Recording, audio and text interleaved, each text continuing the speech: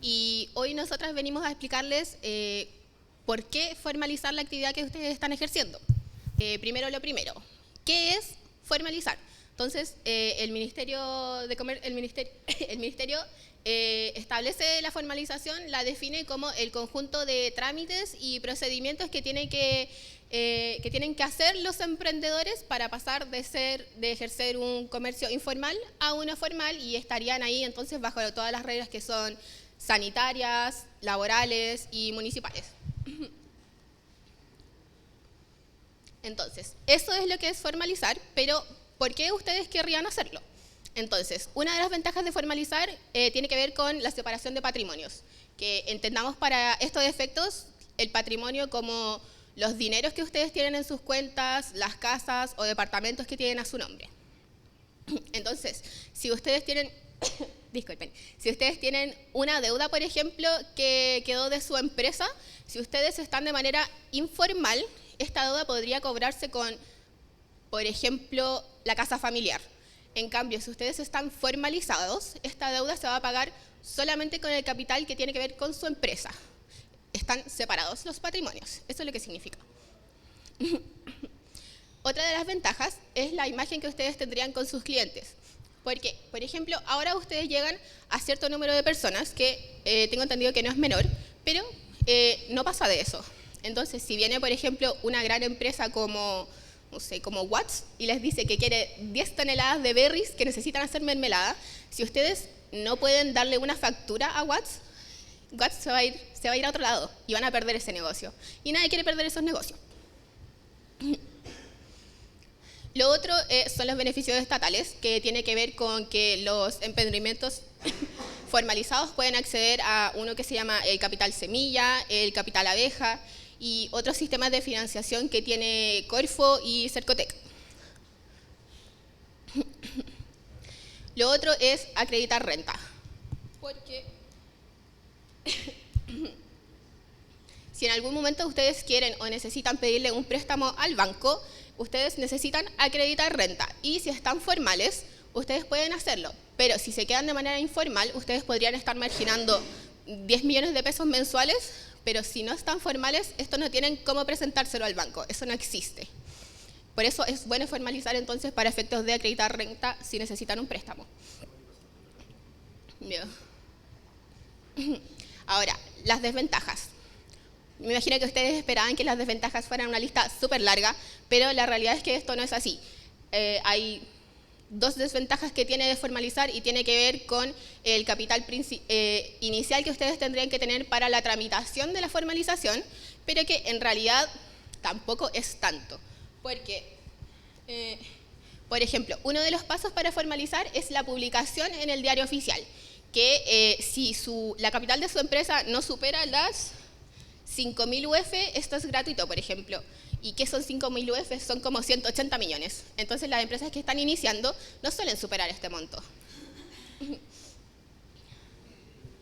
También permanecer en la informalidad supone muchos riesgos. Los riesgos de las multas, si los fiscalizan, el riesgo de que les decomisen la mercadería, y tampoco pueden contar con un espacio designado para ejercer el comercio que ustedes hacen.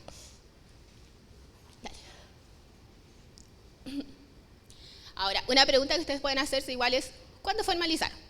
Porque la verdad es que ¿es bueno iniciar formal?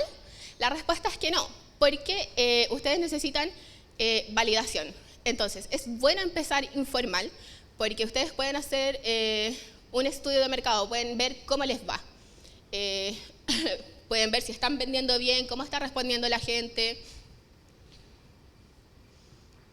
Entonces, lo ideal es estar un tiempo vendiendo de manera informal, ver cómo les va. Ahora, si ya pasan 6 meses, ustedes se dan cuenta que no están vendiendo bien, no les está yendo como esperaba, no están cumpliendo las expectativas que tenían, ustedes pueden simplemente desistir de esto y no pasa nada, emprenden en otra cosa. En cambio, si ustedes empezaron formales, van a tener que hacer una lista de trámites para deshacer la sociedad. Entonces, prueben primero. Eso es lo que decimos. Dale. Ahora, respecto a las responsabilidades de formalizar, nosotros tenemos aquí, nombramos algunas, que nombramos 3.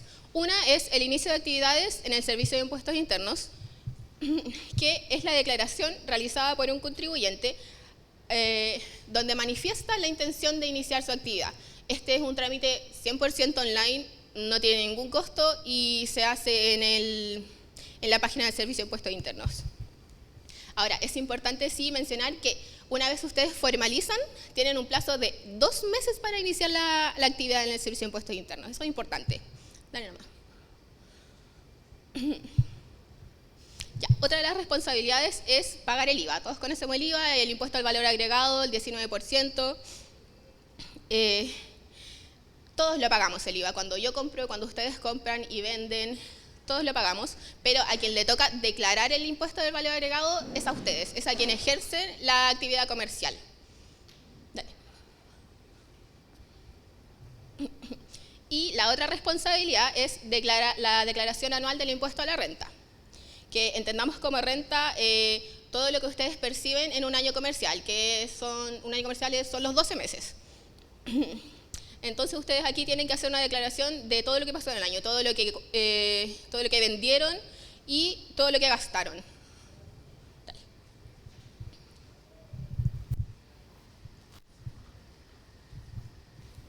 Buenas tardes, mi nombre es Ricardo. Les voy a hablar de una de las formas de organización que tienen para formalizar y una de ellas es la cooperativa. Mencionar que las cooperativas se encuentran reguladas por la Ley General de Cooperativas, la cual su texto está contenido en el Decreto con Fuerza Ley número 5 del año 2003, para que tengan conocimiento de ello. En su artículo número 1 se definen las cooperativas como asociaciones de conformidad que de conformidad con el principio de la ayuda mutua tienen por objeto mejorar las condiciones de vida de sus asociados. Siguiente. Dentro de las características que tienen las cooperativas, la primera es que los socios tienen iguales derechos y obligaciones. En segundo lugar, cada socio tiene un solo voto por persona. Por lo tanto, da lo mismo si una persona al iniciar la cooperativa pone más recursos para su comienzo, porque vale un voto igual que el resto. Y el ingreso y retiro es voluntario. También se deben distribuir los excedentes correspondientes a las operaciones que realicen la cooperativa en partes proporcionales a su participación. Y por último, se debe observar neutralidad política y religiosa, desarrollar actividades de educación cooperativa y procurar establecer entre ellas relaciones federativas e intercooperativas. El objeto de las cooperativas se encuentra en el artículo 2 de la ley, y que señala que puede tener por objeto cualquier actividad y que se sujetarán a las disposiciones de la ley mencionada y su reglamento respectivo. En cuanto a las operaciones propias de su giro, por ejemplo, si se trata de una cooperativa pesquera, se regula por la ley especial que sería la ley de pesca, por darle un ejemplo. Y la regulación y fiscalización se regula por leyes especiales que rijan tal actividad, como recién lo mencioné. En cuanto a la clasificación de las cooperativas, ¿será necesario que hable con el micrófono? Vale. Ya, en cuanto a la clasificación de las cooperativas, según su objeto, se pueden clasificar en distintos tipos. En primer lugar, tenemos las cooperativas de trabajo, las cooperativas de servicio, las cuales se pueden subdividir en distintos tipos: escolares, de establecimiento y distribución de energía eléctrica y agua potable, de vivienda, de aprovisionamiento, de ahorro y crédito y de beneficio para las actividades del hogar y la comunidad.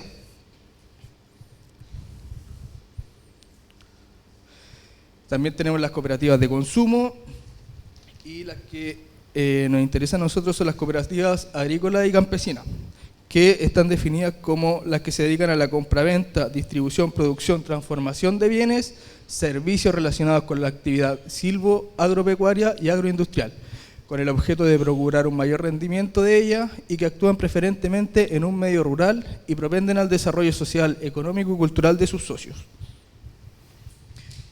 Y por último, por último las cooperativas pesqueras. Ya.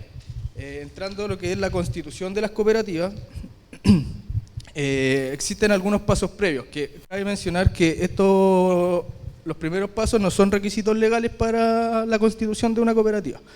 En primer lugar, se realiza un análisis de factibilidad del proyecto empresarial cooperativo. Esto es un estudio de viabilidad de distintas materias. Una viabilidad legal, que se refiere a que la cooperativa debe percatarse de que está dentro de los límites establecidos por la ley o que la ley no impide realizar una determinada actividad. En cuanto a la viabilidad legal se puede consultar en los distintos organismos relacionados con lo mismo, por ejemplo el CERNAC, dependiendo del área, el CERNAC, Directemar, DECOP, CONAMA, por ejemplo. Segundo estudio de viabilidad hace relación con la viabilidad técnica, que este tipo de viabilidad determina si la tecnología que está disponible para la Constitución permite realizar el proyecto adecuadamente. La información técnica obtenida se utiliza para determinar cuál es la forma más eficiente para materializar el proyecto.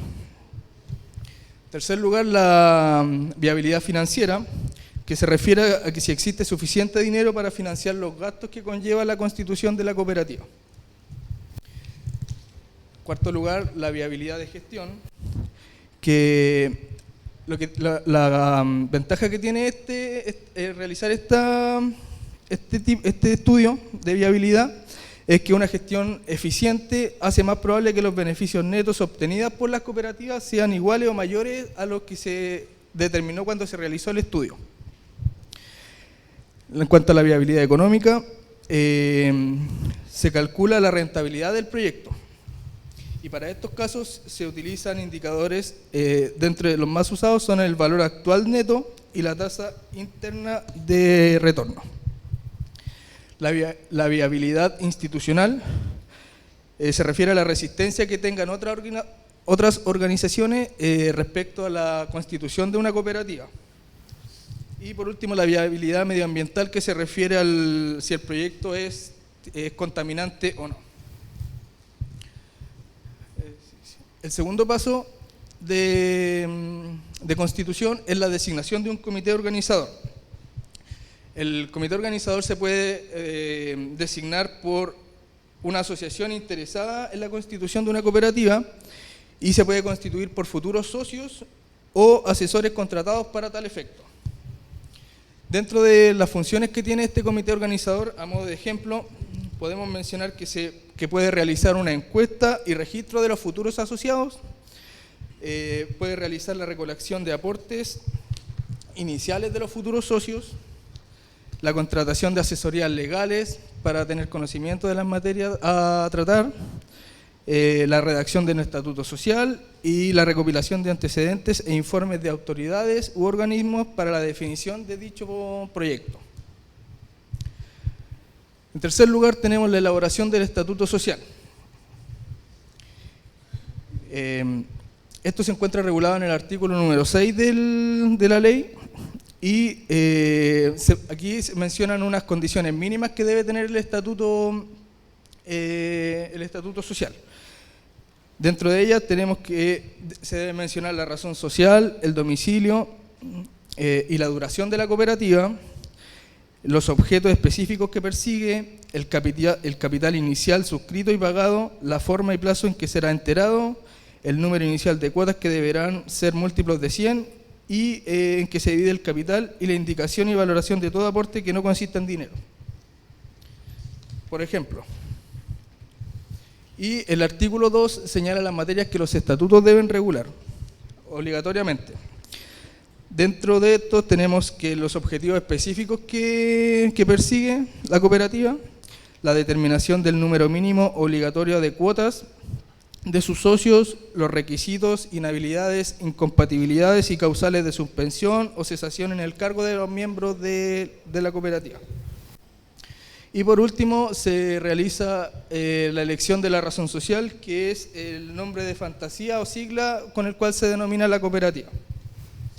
la cual debe contener elementos indicativos de la naturaleza de la cooperativa y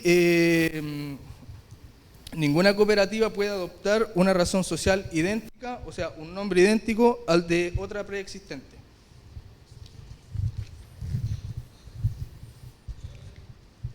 Ya, aquí se mencionan los pasos para la constitución legal de la cooperativa. Dentro de estos tenemos el acta de la Junta Constitutiva, que es lo que queda redactado después de la Junta, de que se realiza la Junta.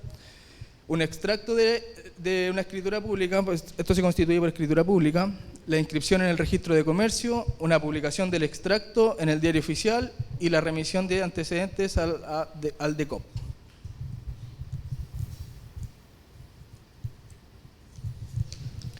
La estructura básica de una cooperativa. La cooperativa se compone por estos, bueno,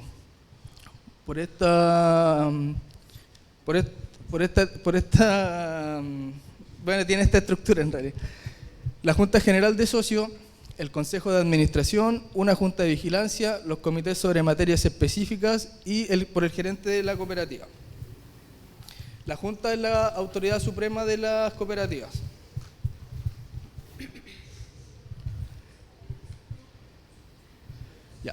En relación a los mismos socios, los artículos 13 al 19 regulan todo lo relacionado con los mismos y indica que el número mínimo de socios es de 10 con algunas excepciones que se establecen en la misma ley. Por ejemplo, las cooperativas de trabajo, el mínimo puede ser 5. También otras establecen un número mayor, pero en la regla general es que el mínimo de socios es 10.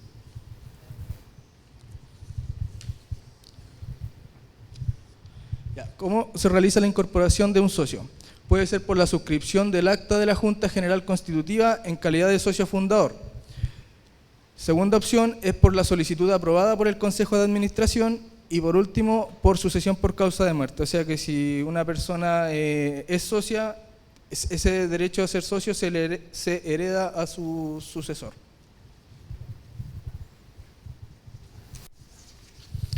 Ya, en cuanto a la renuncia del socio. Se puede solicitar en cualquier momento, como dije en un inicio, ya que es voluntario.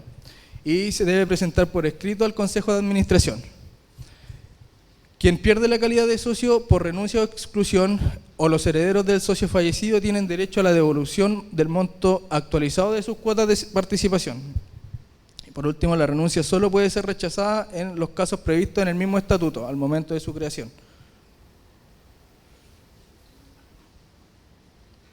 Ya, la capital y excedente. Esto está regulado en los artículos 31 al 42 de la ley. El capital será variable e ilimitado y a partir del monto que fijen sus estatutos. Se formará con las sumas que paguen los socios por la suscripción de sus cuotas de participación. Los estatutos fijan el monte de aportos mínimos que deben efectuar los socios para incorporarse y mantener su calidad de tal.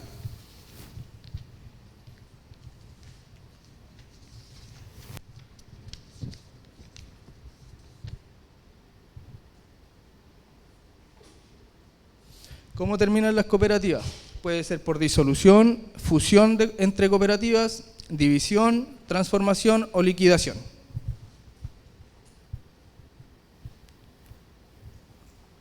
Por último, ¿por qué elegir una cooperativa? Porque se demora tan solo un mes en ser levantada. Goza de beneficios tributarios ante el Servicio de Impuestos Internos. Su administración es más simple. Como lo mencioné, un socio tiene un voto. No es relevante si un socio aportó más. Y por último, porque su nombre, como su nombre lo indica, importa el bien común de los socios y no el monto individual de su aporte. Gracias. Bueno, muy buenas tardes.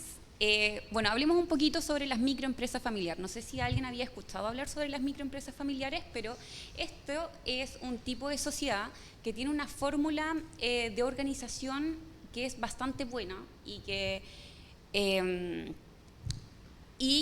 lamentablemente es muy poco conocida. Y eso que se estima que en Chile es una de las bases esenciales de la economía.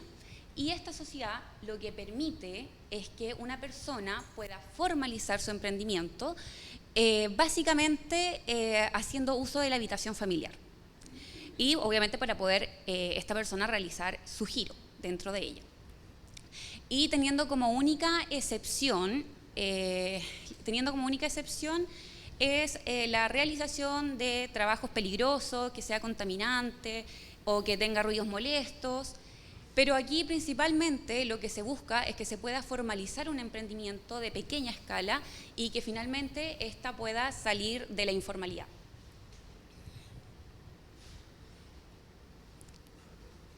Bueno, en cuanto a sus requisitos, bueno, acá dice que se encuentra en su artículo 1 de la ley 19.749. Esto es una enumeración copulativa. Esto quiere decir que se tienen que cumplir los 4 requisitos que la ley señala. Como primer requisito dice que es ser legítimo ocupante de la vivienda. Aquí el giro debe realizarse dentro de la casa habitación familiar. O sea, aquí no exige que uno sea propietario de la vivienda, sino que se realice dentro de la misma.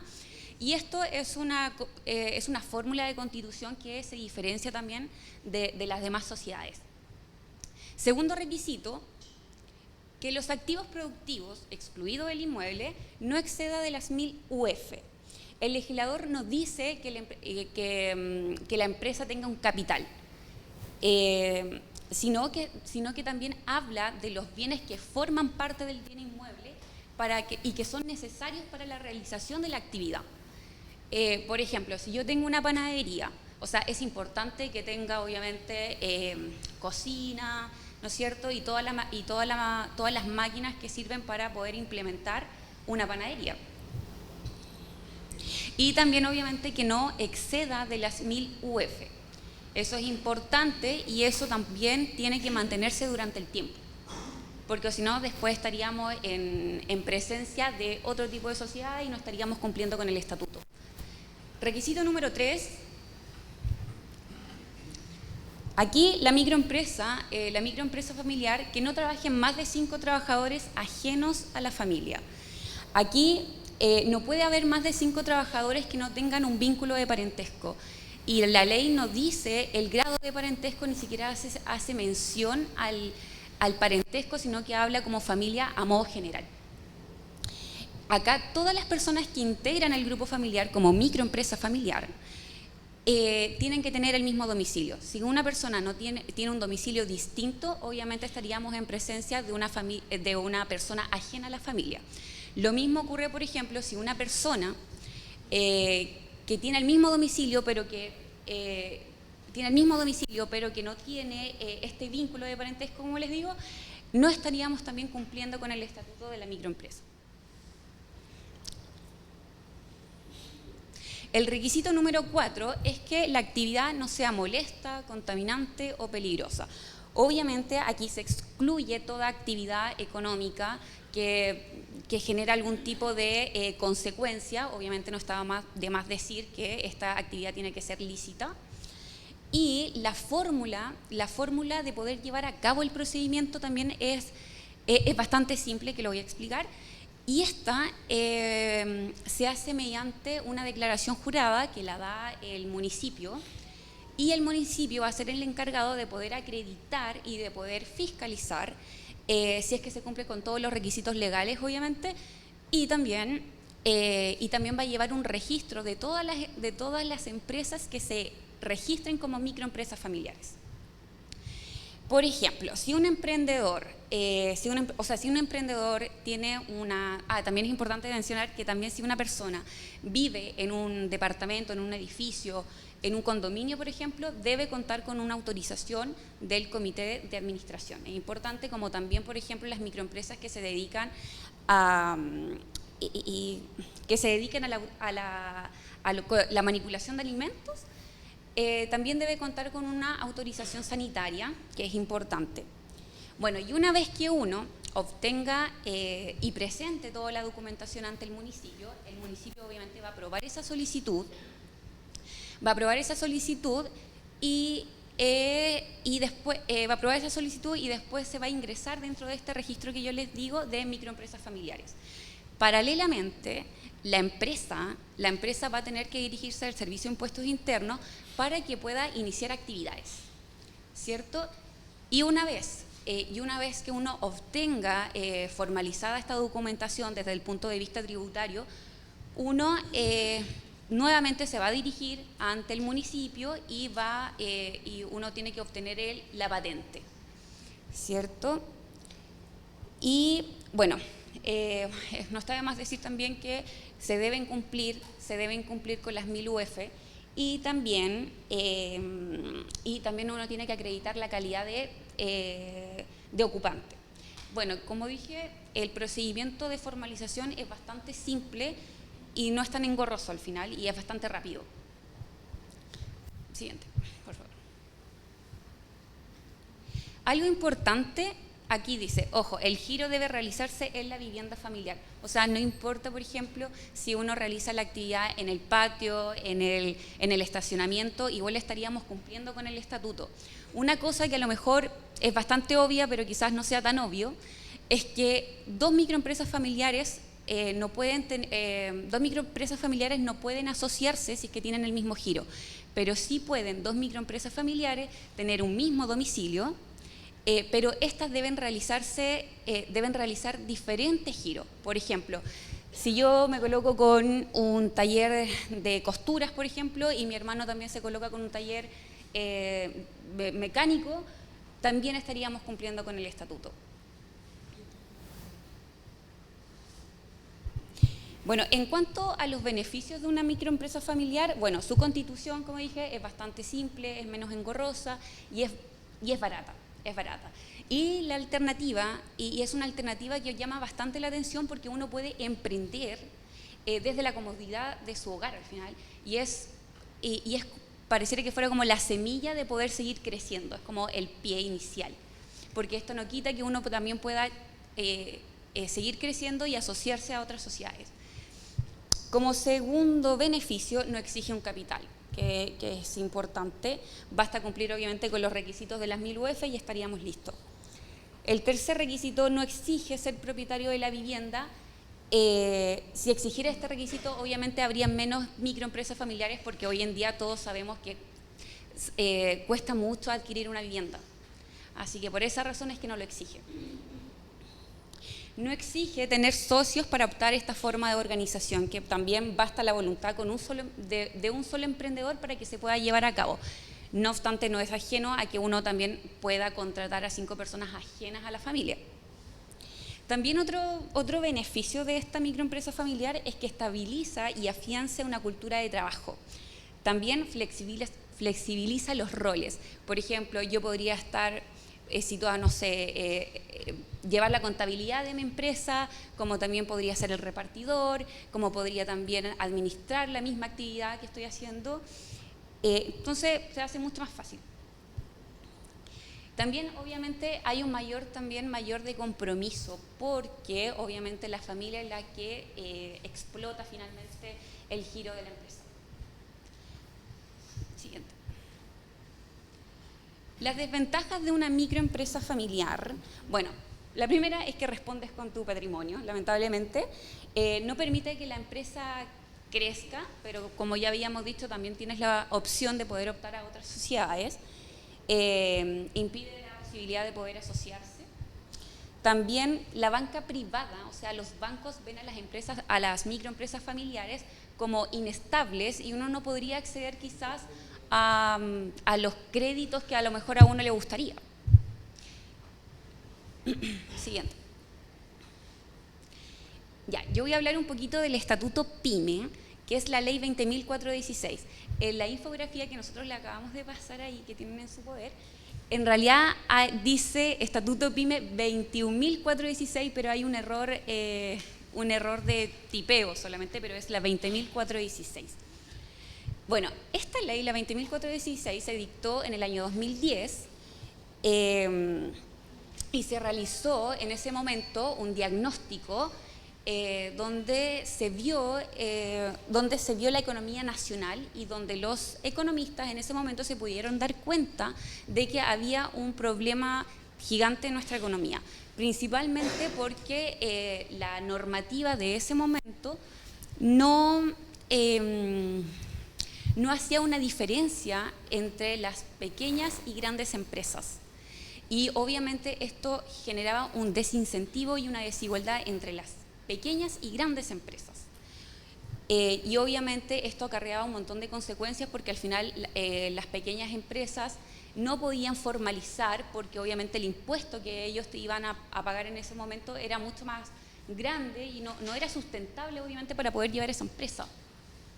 En cambio, una empresa de mayor tamaño, no tenía, o sea, tiene la comodidad obviamente para poder pagar esos impuestos, esas exigencias que obviamente la ley exige.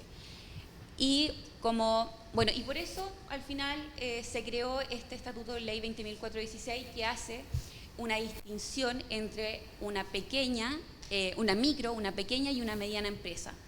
Por eso se creó esto y tiene obviamente otros beneficios.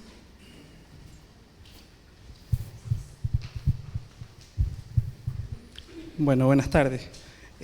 Ahora corresponde hablar un poco acerca de los métodos más tradicionales, por decirlo de alguna forma, de constitución que establece nuestra legislación, y en ese sentido vamos a partir hablando de la empresa individual de responsabilidad limitada, o la EIRL, como son las siglas. Tenemos que partir explicando qué es una EIRL o empresa individual de responsabilidad limitada. La EIRL es una persona jurídica con patrimonio propio, distinto al del titular, la cual tiene un solo objeto o giro comercial. Solo de esta definición ya podemos rescatar varios elementos.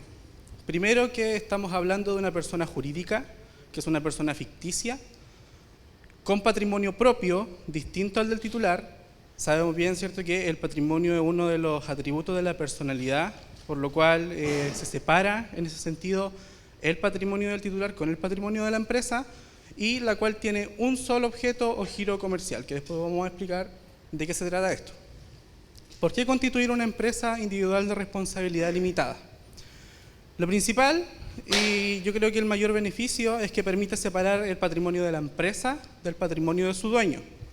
Además, limita la responsabilidad al monto del aporte del titular, que no existe un monto mínimo para aquello. Y además la empresa tiene vida económica, responde de sus propios actos, siempre y cuando se encuentren dentro de su giro, el cual debe estar establecido específicamente.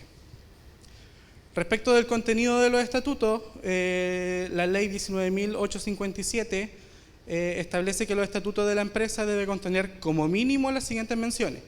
Primero, la individualización del constituyente. Hay que recordar de que en este caso no estamos hablando de una sociedad, estamos hablando de una empresa individual, porque es una sola persona la que participa en la administración. Y es una de las características principales. Como segundo, tenemos la razón social, que es el nombre que se le va a dar a esta empresa. Y aquí me quiero detener un poquito para poder especificar un poco, porque en el caso de la empresa individual de responsabilidad limitada, lo que corresponde como mínimo es que tenga el rubro de la empresa, el nombre y al menos el apellido paterno del titular, más la indicación de que se trata de una empresa individual de responsabilidad limitada o EIRL. Por ejemplo, Agrícola Juan González, empresa individual de responsabilidad limitada. Con eso tendríamos la razón social. O también, en el mismo caso, Agrícola Juan González, EIRL. Con eso bastaría. El objeto o giro social también debe estar contenido dentro de los estatutos, y en este caso se refiere a que debe ser una determinada actividad económica, el cual es único y restringido.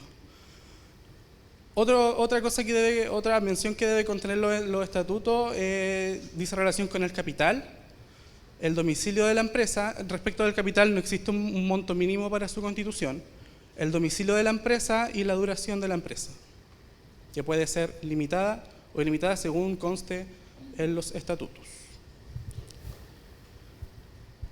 Vamos a hablar ahora de la forma de constituir una empresa individual de responsabilidad limitada. La verdad es que sigue un poco la lógica de las constituciones que ya hemos visto anteriormente, a través de una escritura pública, que es el método, digamos, tradicional, con el extracto inscrito en el registro de comercio y la publicación en el diario oficial, que sería como el conducto regular. Pero desde el año 2013 y con la dictación de la ley 20.659 se permiten crear empresa individual de responsabilidad limitada a través de la página web Tu Empresa en un Día. lo cual, si bien permite reducir un poco los costos en cuanto a la tramitación, no es que lo reduzca totalmente. Lo que también lo que es positivo, que reduce muchísimo el tiempo que tarda en constituir una empresa. Como les decía, si bien implica una reducción, no va a implicar necesariamente que no se vaya a tener que invertir nada, porque los datos que hay que ingresar en esta página web son datos delicados y siempre se recomienda que se haga con asesoría letrada, con asesoría de un abogado. Respecto de la responsabilidad se ve limitada, como ya lo habíamos dicho anteriormente, al monto del aporte del titular. Sin perjuicio de que existan casos en los cuales el titular responde ilimitadamente, son casos bastante particulares, bastante específicos, y que podrían ser para revisarlo en otra instancia. Respecto del sistema de contabilidad de la empresa individual de responsabilidad limitada, la EIRL está obligada a llevar contabilidad completa.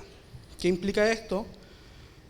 Que deberá entenderse por contabilidad completa aquella que comprende los libros de caja, diario, mayor e inventarios y balance o sus equivalentes y libros auxiliares que exige la ley o el Servicio de Impuestos Internos. Excepcionalmente, podrán llevar contabilidad simplificada si tienen un escaso movimiento de capitales y también acogerse al régimen de renta presunta.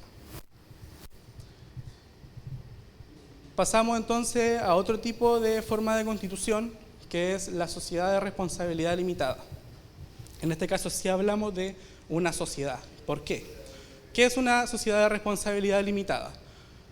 Es una persona jurídica o empresa formada, en este caso ya tenemos un mínimo de 2 y un máximo de 50 socios, a diferencia de la empresa individual que estamos hablando solamente de 1, quienes limitan su responsabilidad al monto aportado como capital. Los socios pueden ser personas naturales o jurídicas, es decir, puede agregarse como socio una persona jurídica o una persona ficticia para formar esta nueva persona jurídica o persona ficticia. ¿Por qué constituir una sociedad de responsabilidad limitada? Primero, porque los socios responden hasta el monto de su aporte. Segundo, no requiere un monto mínimo para su constitución, al igual que la empresa individual, y son más simples en su administración, porque por regla general se hacen cargo de ellas los mismos socios. Es un tipo societario que se caracteriza porque en la integra son personas de confianza entre sí. Entonces, en ese sentido, la administración no debería ser algo complicado. En cuanto al contenido de los estatutos, como mínimo debe contener las siguientes menciones que, como se darán cuenta, son más que las que vimos anteriormente, porque aquí ya estamos hablando de una sociedad integrada por más personas. Primero, la individualización de los socios, la razón social, que en este caso debe contener el rubro o los apellidos de al menos uno de los socios terminados por la palabra limitada. En el caso anterior era EIRL al final, en este caso puede ser, por ejemplo, Pérez y González limitada. Con eso bastaría. El tipo de administración social, que también debe estar contenido en los estatutos, o los objetos o giros sociales, en este caso se puede tener más de uno, a diferencia de la empresa individual, el capital, la duración de la sociedad, la liquidación y división del haber social, el arbitraje y el domicilio de la sociedad.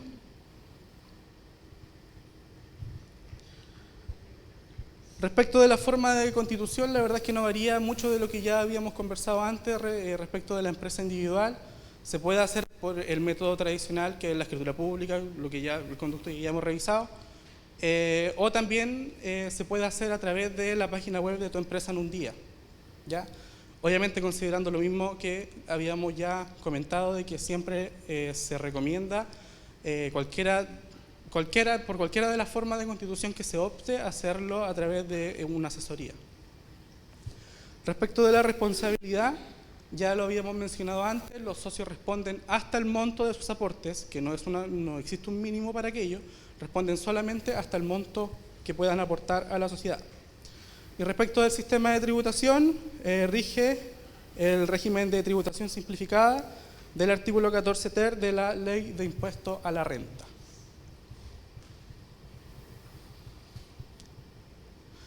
Bien, entonces a grandes rasgos, y haciendo más o menos un cuadro comparativo y un resumen de las dos empresas, los dos tipos de constitución que hemos visto, es necesario mencionar que ninguna es mejor que la otra, o en realidad ninguna forma de constitución es mejor que otra, sino que va a depender de la expectativa, va a depender de las finalidades que tengan cada uno de los que estén interesados en formalizarse. Como ventaja, la empresa individual de responsabilidad limitada establece que es útil para separar tu patrimonio del de la empresa. No necesita socios, porque estamos hablando solamente de una persona en el caso de la empresa individual. Pagan menos impuestos de primera categoría que una persona natural. No requiere un capital mínimo para su constitución. Y en caso de fallecer, los herederos pueden continuar con la empresa. Pero la ley establece que esta continuación puede ser por el plazo máximo de 1 año, luego del cual la empresa se disuelve porque cae en la causal de disolución por muerte del titular.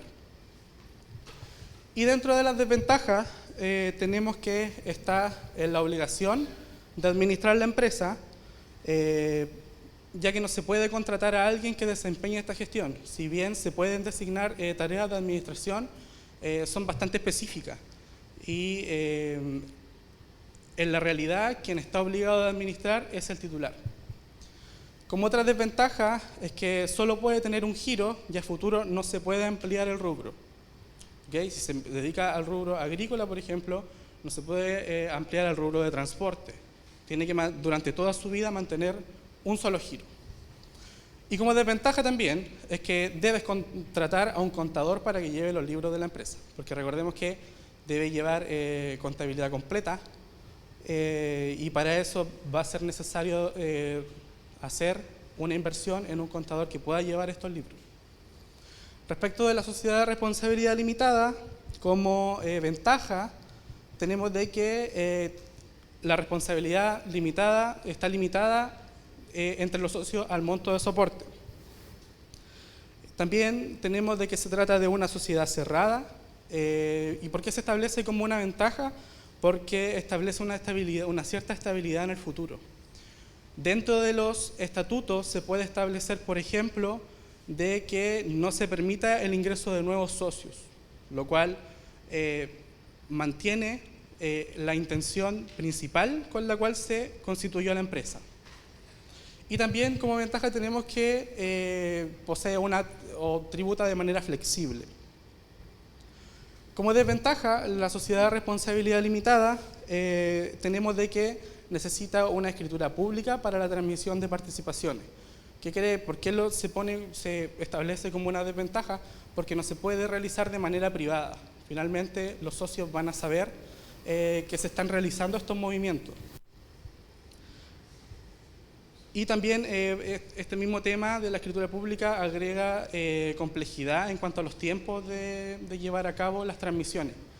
Y como desventaja también es que es imposible cotizar a la bolsa, que eso es una ambición que tienen los empresarios, algunos empresarios, y en este caso, si se tiene esa ambición, definitivamente la sociedad de responsabilidad limitada no es el camino. Bueno, ya para ir terminando, tenemos aquí un cuadro comparativo donde sintetizamos toda la información que les expusimos, donde, por ejemplo, para los que no alcanzan a leer, con respecto a los socios de los tipos de sociedades que les explicamos, en las cooperativas, por ejemplo, debemos tener por lo menos 10 socios. En la sociedad de responsabilidad limitada, por lo menos 2, máximo 50. En la empresa individual de responsabilidad limitada es una sola persona. Y la microempresa familiar, como no es una sociedad propiamente tal, no tiene que tener ningún socio, sino que una persona con la voluntad de formalizarlo. Con respecto a la responsabilidad, en las cooperativas está determinada en los estatutos, pero siempre de acuerdo al principio de igualdad que mencionamos antes. La sociedad de responsabilidad limitada, los socios son responsables hasta el monto de sus aportes. En la empresa individual, la empresa responde exclusivamente por las obligaciones contraídas dentro de su giro. Entonces, en la sociedad y en la empresa individual de responsabilidad limitada responden hasta el monto de sus aportes, en resumen. Y ahora lo que dijimos antes que era una desventaja de la microempresa familiar es que aquí sí se responde con el patrimonio propio porque no es una sociedad propiamente tal. Con respecto al capital, en las cooperativas es variable e ilimitado y se fija en los estatutos. En la empresa individual de responsabilidad limitada y en la microempresa familiar no existe un monto mínimo para constituirla y en la sociedad de responsabilidad limitada equivale al monto total de todos los aportes. O sea que si nosotros 4 aportamos 20, el capital de la sociedad van a ser 80. Con respecto a la asociatividad, como mencionó Ricardo, en las cooperativas los socios pueden decidir salir en cualquier momento porque tiene que ver con la voluntad. En la sociedad de responsabilidad limitada, para incorporar nuevos socios debe hacerse una cesión de derechos. O sea, si yo soy socia, tengo que, para incorporar a alguien nuevo, cederle mi derecho a Jean-Pierre. En la empresa individual de responsabilidad limitada, como tiene un único dueño, no puede integrarse más socios de manera posterior. Y en la microempresa familiar tampoco pueden incorporarse nuevos socios.